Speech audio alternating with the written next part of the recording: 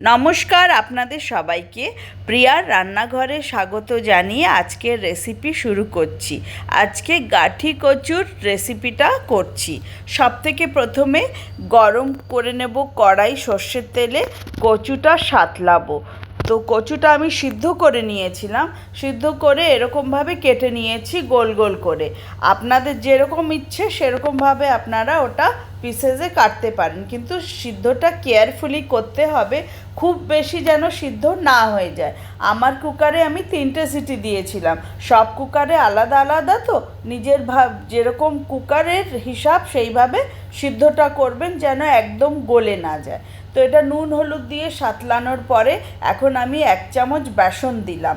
এই বেসনটা দিয়ে সাঁতলালে পরে না এই কচুর যেই একটুখানি পিছলে ভাবটা, ওই ভাবটা চলে যায়, খুব সুন্দর, একদম সুন্দর হয়ে যায়।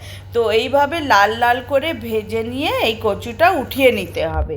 তারপরে আমরা আবার তেলটা গরম করব, সর্ষের তেল দেব, দিয়ে জিরে আর তেজপাতা ফোড়নে দেব। ফোড়নে দেওয়ার পরে কুচি কুচি করে যে পেঁয়াজগুলো কেটে রেখেছিলাম সেই পেঁয়াজটা ভাজতে দেব। তো পেঁয়াজটা ভাজা যতক্ষণ হবে ততক্ষণ মশলার যে পেস্টটা লাগবে তরকারিতে সেইটা রেডি করব। তো সবথেকে প্রথমে রসুন, আদা, টমেটো আর তোমার কাঁচা লঙ্কা এটা দিয়ে দিলাম, দিয়ে একটা পেস্ট বানিয়ে দিলাম। তারপরে এটা পেঁয়াজটা যখন সাঁতলানো হয়ে গেল এই পেস্টটা অ্যাড করলাম। পেস্টটা অ্যাড করে খুব ভালো করে সাঁতলে নিতে হবে। তারপরে জিরে আর ধনের গুঁড়ো দিতে হবে। জিরের গুঁড়ো একদম কম, আধা চামচ, আর ধনের গুঁড়ো 1 চামচ, মানে টিস্পুনের বলছি হিসাবটা।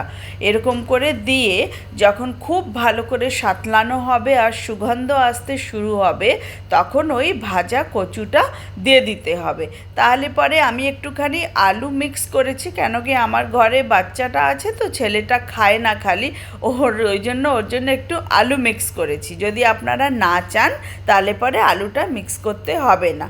তারপরে এইভাবে দিয়ে জল ঢেলে দিতে হবে। তো আপনি যতটা গ্রেভি চাইবেন ততটাই আপনারা জলটা ঢালবেন। আমি একটুখানি ভালোই জলটা দিয়েছি যেন একটু গ্রেভিটা থাকে, কেন কি এটা ভাত দিয়ে বা রুটি দিয়ে দুটোর সাথেই ভাল লাগে। যখন ফুটে উঠবে তখন ধনেপাতা দিয়ে নামিয়ে দিতে হবে, আর নামিয়ে পরিবেশন করুন, ভীষণ টেস্টি হয়। প্লিজ একটা লাইক আর কমেন্ট আর সাবস্ক্রাইব